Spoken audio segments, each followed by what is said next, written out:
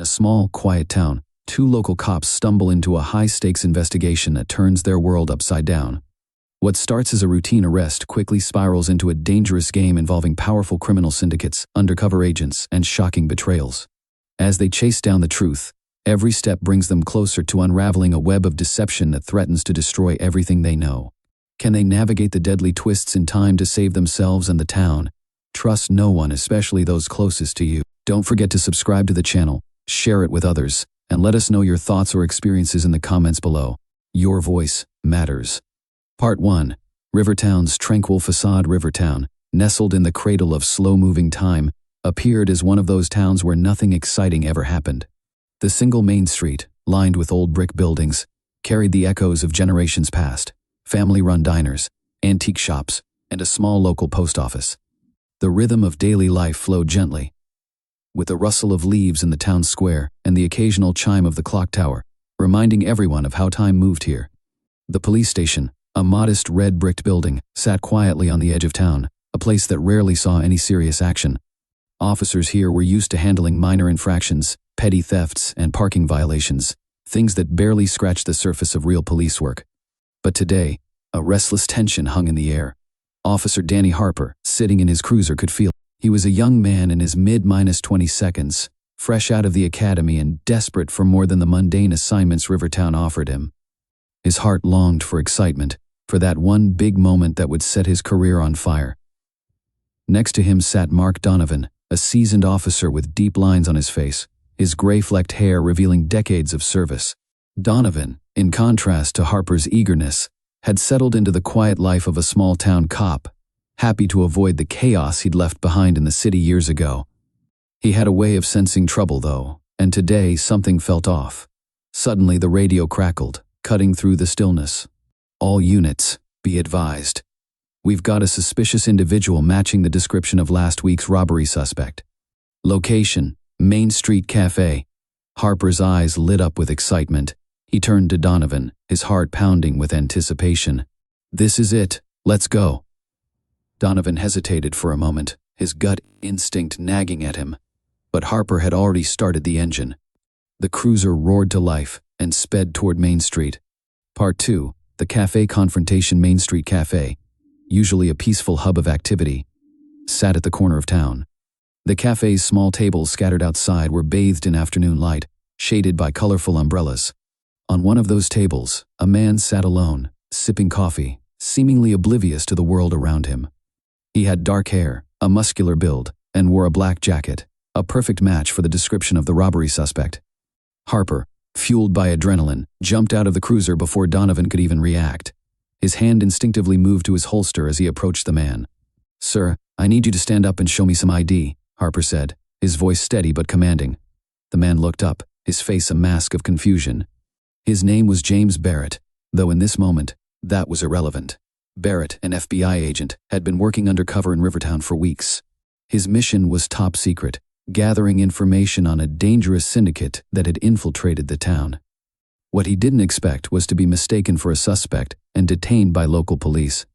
"Officer, I think you've got the wrong guy," Barrett said, keeping his tone calm. His mind raced as he tried to assess the situation. If his cover was blown now, the entire investigation would be compromised. "Let me see some ID," Harper insisted, his voice growing more impatient. Barrett moved slowly, reaching for his jacket.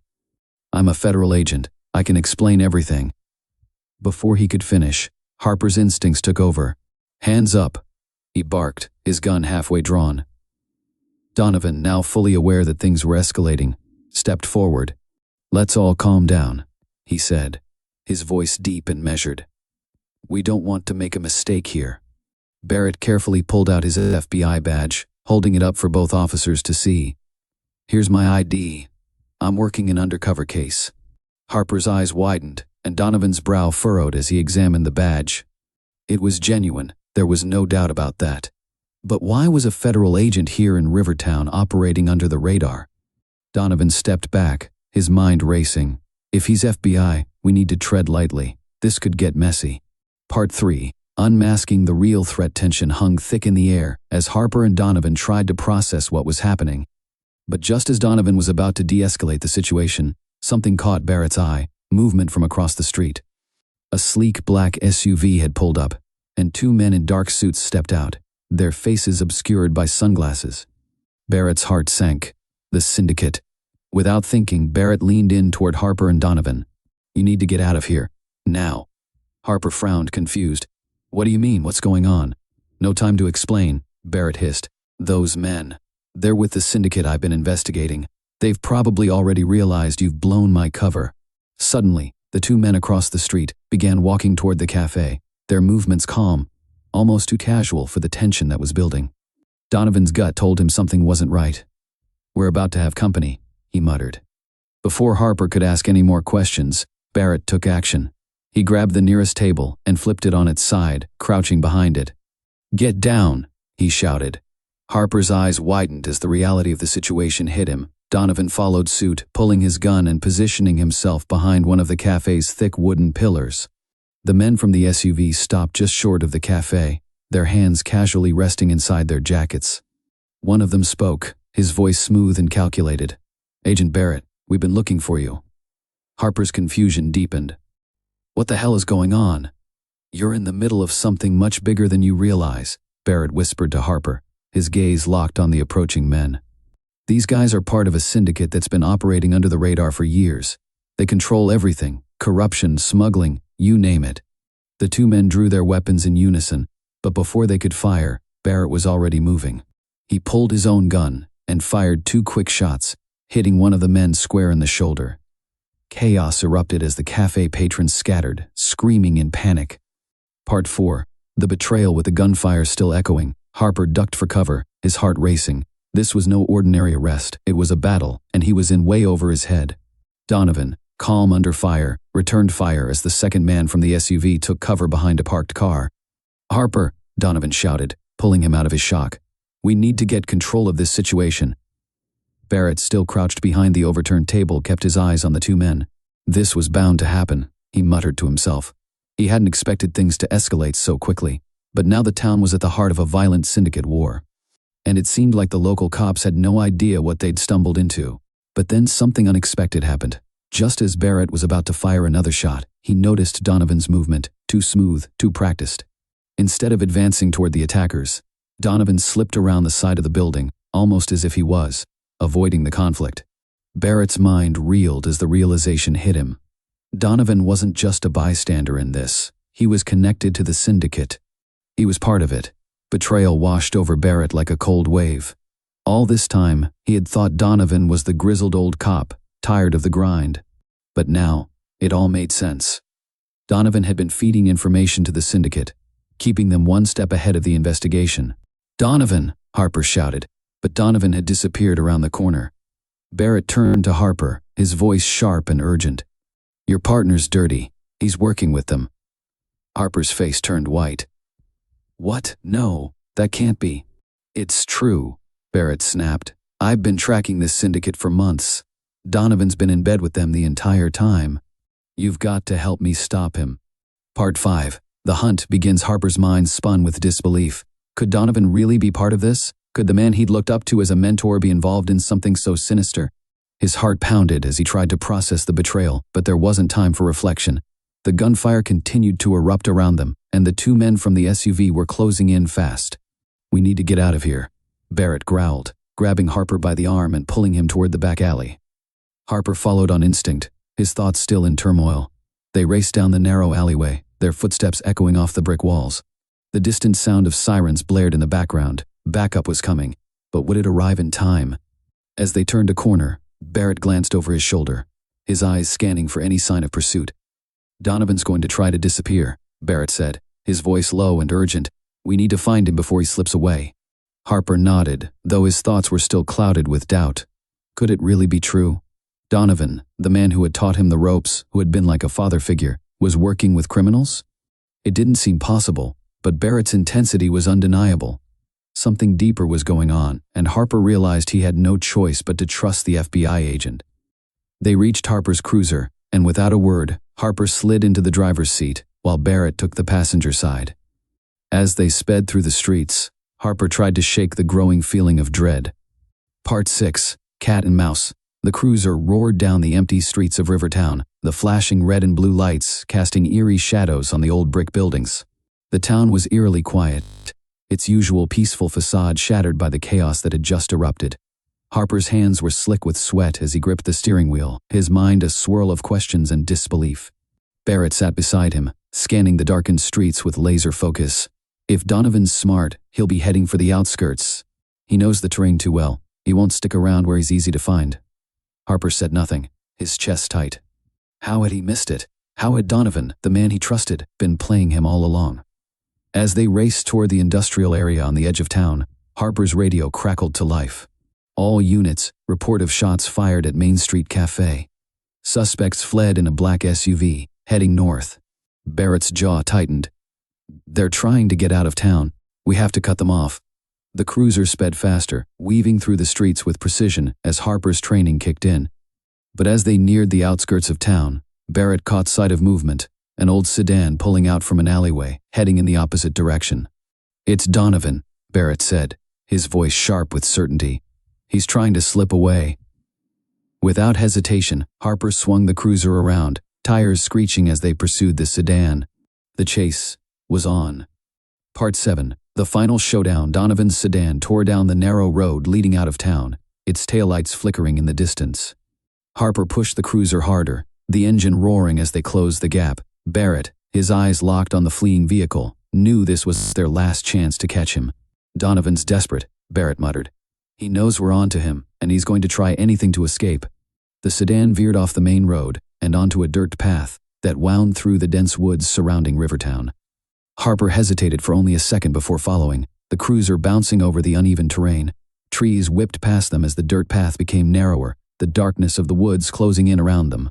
Harper's pulse raced as he focused on keeping the car on the path, the adrenaline of the chase pushing him to his limits. Suddenly, the sedan skidded to a halt up ahead, kicking up a cloud of dust. Donovan jumped out, gun in hand, and disappeared into the thick underbrush. Harper slammed the brakes, the cruiser screeching to a stop just yards away. He's making a run for it. Barrett was out of the car in an instant, his gun drawn as he sprinted into the woods after Donovan. Harper followed, his heart pounding in his chest as he chased the man he had once trusted. The forest was dense, the branches scraping against their skin as they pushed through the undergrowth. The sound of Donovan's footsteps echoed ahead of them, but the darkness made it difficult to see. Suddenly, a gunshot rang out, piercing the stillness of the night. Harper dropped to the ground instinctively, his heart hammering in his chest. Barrett moved swiftly, returning fire as he advanced through the trees. Then, everything went quiet. Harper crawled forward, his breath shallow as he strained to hear any sound. The silence was deafening. Donovan, Barrett's voice cut through the darkness, sharp and commanding. It's over. There's nowhere left to run. For a moment, there was no response. But then, slowly, Donovan's voice drifted out from the shadows. You have no idea what you've walked into, Barrett. This is bigger than both of us. Harper's mind reeled as he processed the words. Bigger than both of them. What did Donovan mean? But before he could ask, there was movement ahead. Barrett raised his gun, his eyes narrowing as he focused on the shadowy figure that stepped out from behind the trees. It wasn't Donovan. Part 8. The twist in the shadows. The figure that emerged from the darkness was someone neither Harper nor Barrett had expected. A tall, imposing man with cold, calculating eyes. He was dressed in a sharp suit, his expression unreadable as he calmly surveyed the scene. Agent Barrett, the man said, his voice smooth and detached. I'm afraid you've gone too far this time. Barrett's blood ran cold. He recognized the man instantly, Viktor Kovalev, the elusive mastermind behind the syndicate. Barrett had spent years tracking him, but Kovalev had always been just out of reach. Kovalev, Barrett muttered, his voice laced with venom. You're behind all of this. Kovalev's lips curled into a small smile. Of course. Did you really think a man like Donovan could pull this off on his own? Harper, still crouched in the bushes, stared in disbelief. Donovan had been working for Kovalev all along, manipulating the investigation, feeding information to the syndicate, and ensuring that no one would ever get too close. Barrett's grip tightened on his gun, but Kovalev didn't flinch. Put down your weapon, Barrett, he said, his voice dangerously calm. You're surrounded. There's no way out. As if on cue, more men stepped out of the shadows, armed and ready. Harper's heart sank. They were outnumbered, outgunned, and completely trapped. But Barrett wasn't ready to give up. "You think this ends here?" he growled, his eyes locked on Kovalev. "We'll bring you down, even if it's the last thing we do." Kovalev chuckled softly. "I admire your persistence, Agent Barrett, but persistence won't save you this time." Before Barrett could respond, a sudden flash of movement caught his eye. Donovan, bleeding from the gunshot wound he'd sustained earlier, stumbled out from behind the trees, his face pale and twisted in pain. Kovalev's expression darkened. "You failed me, Donovan." Donovan collapsed to the ground, his breathing ragged. I did what I could," he gasped, his voice weak. "But Barrett was too." Kovalev raised a hand, silencing him. "You were supposed to be my eyes and ears, Donovan, but now, you're nothing more than a liability." Barrett's eyes flicked between Kovalev and Donovan, his mind racing. This was his chance, their only chance. If he could turn Donovan against Kovalev, they might still have a shot at getting out of this alive. "Donovan," Barrett called out, his voice urgent, "you don't have to die for him. Help us take Kovalev down and we can still get you out of this." Donovan's eyes fluttered as he struggled to stay conscious. For a moment, it seemed like he might consider Barrett's offer, but then his body went still, his head slumping to the ground. It was over. Kovalev smiled coldly, his victory complete. "You've lost, Barrett." Harper, crouched in the shadows, gritted his teeth. He wasn't ready to give up either. Slowly, he raised his gun, aiming it at Kovalev's back. This was it, their last chance. But just as Harper was about to fire, Barrett shook his head. "No," he whispered, "not like this." Harper hesitated, his finger hovering over the trigger. He didn't understand. This was their moment. Why wasn't Barrett taking the shot? But Barrett's eyes were fixed on Kovalev, his expression grim. "We need him alive," Barrett said softly. "Kovalev is the key to bringing the entire syndicate down. If we kill him now, we'll never get to the rest of them." Harper's mind raced as he processed Barrett's words. He was right. Taking Kovalev down here and now would be satisfying, but it wouldn't end the syndicate's reign of terror. They needed Kovalev alive. With a heavy sigh, Harper lowered his gun, his heart heavy with frustration. Kovalev's smile widened as he watched Harper's decision unfold. "Smart choice," he said, his voice dripping with condescension.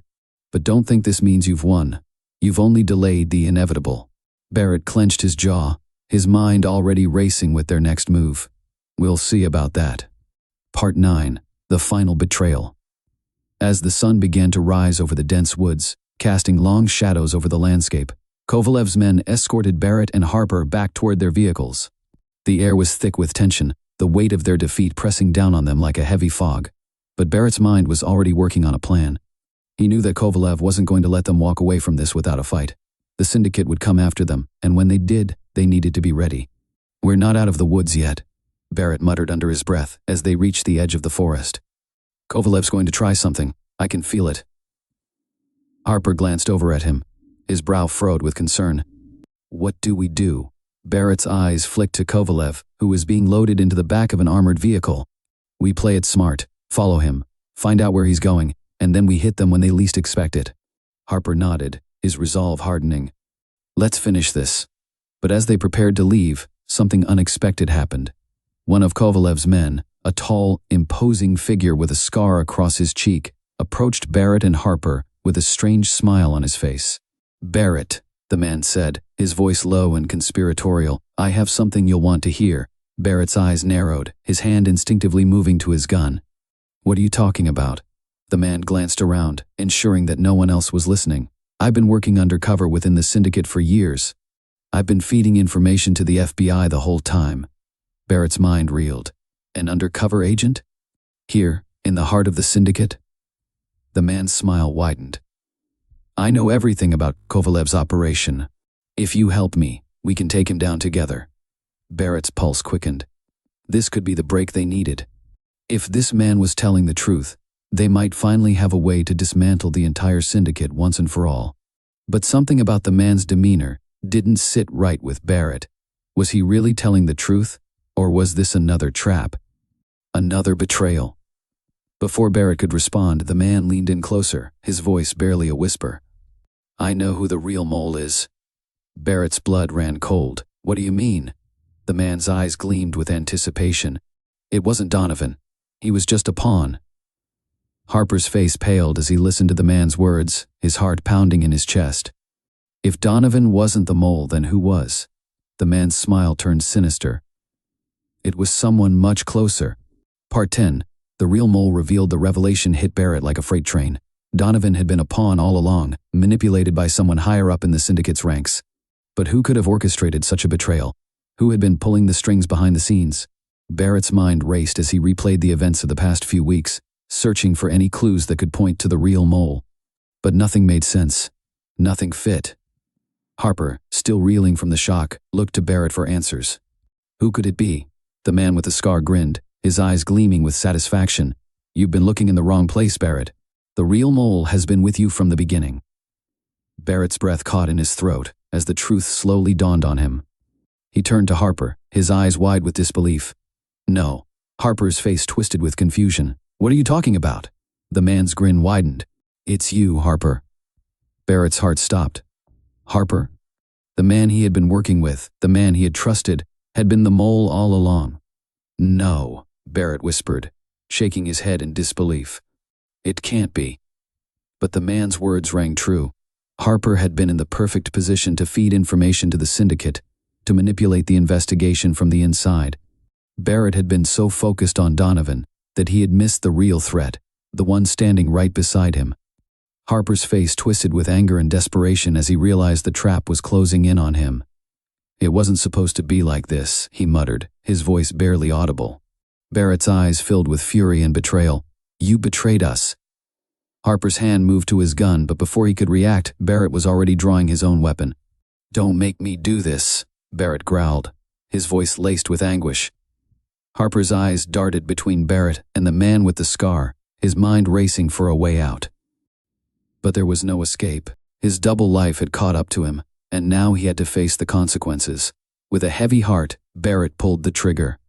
The gunshot echoed through the woods, and Harper fell to the ground, his life slipping away with each passing second.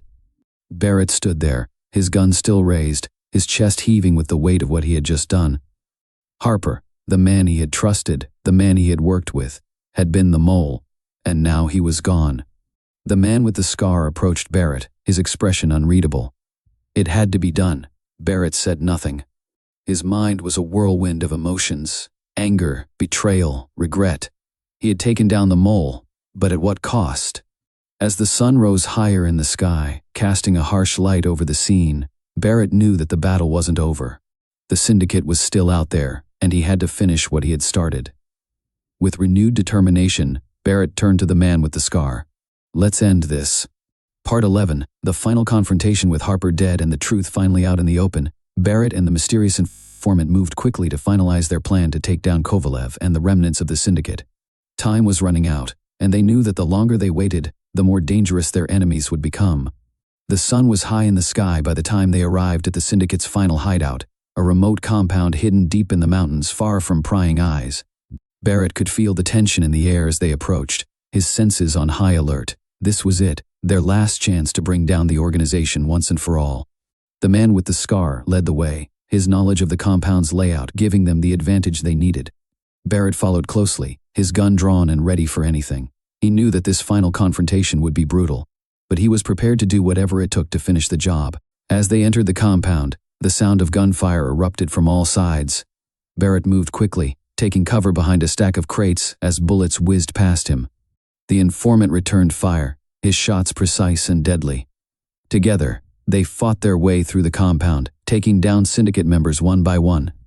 But as they neared the center of the compound, where Kovalev was waiting, Barrett could feel the weight of everything that had happened bearing down on him. The betrayal, the lies, the loss. It all came rushing back as he prepared to face the man who had orchestrated it all. Kovalev stood at the end of a long corridor, his cold eyes locked on Barrett as he approached. The two men stared at each other in silence, the tension between them palpable.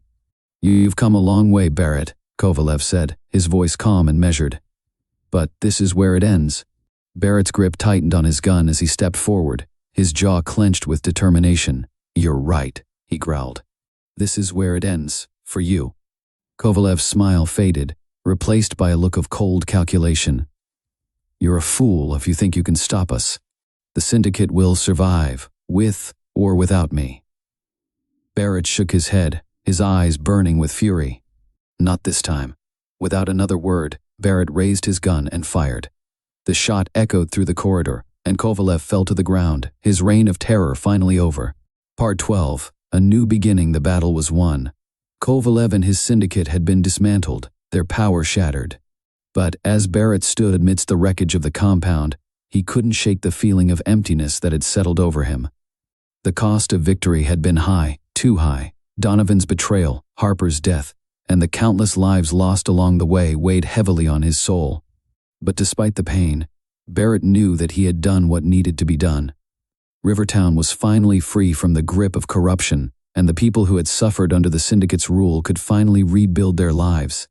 As Barrett returned to the FBI headquarters, he was greeted with a hero's welcome.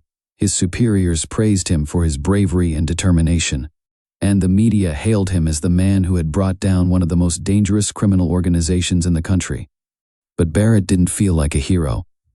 In the quiet moments after the dust had settled, Barrett found himself reflecting on the choices he had made. He had sacrificed so much to bring the syndicate down, but at what cost? The line between right and wrong had blurred, and Barrett wasn't sure he knew the difference anymore. As he sat in his office, staring out the window at the setting sun, Barrett realized that his journey wasn't over. There would always be more battles to fight, more corruption to root out, and more sacrifices to be made. But for now, he allowed himself a moment of peace. The syndicate was gone, and Rivertown was safe, and for Barrett, that was enough. If this story resonates with you, don't forget to subscribe to the channel, share it with others, and let us know your thoughts or experiences in the comments below. Your voice matters.